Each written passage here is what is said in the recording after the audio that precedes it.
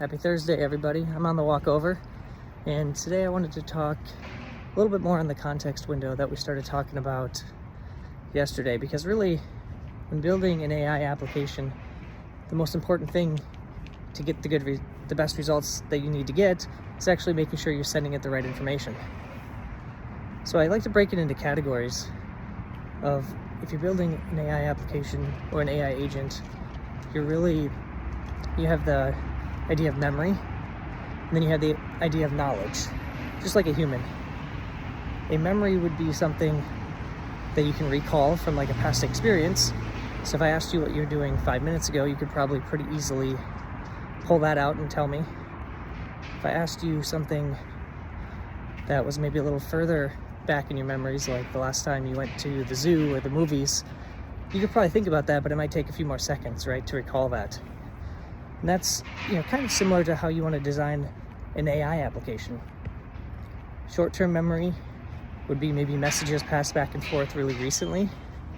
In longer-term memory, you don't want to necessarily forget, but maybe doesn't live in the immediate context window and has to be retrieved and pulled in and pushed into the context window when you need it. When you think about knowledge, that becomes more of facts rather than actual experiences or remembered experiences. And so things like, who was the 5th president of the United States? Maybe you know that off the top of your head, but if not, you probably know how to go find it pretty quickly. So you could actually go out and retrieve knowledge.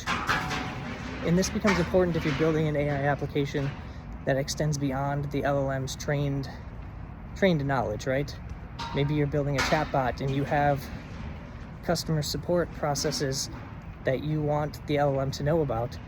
Well, you have to pass that information in. You have to be able to retrieve it and then pass it into the context window of the LLM call, or if you're building a more expansive agent, to really make sure that it has the right information.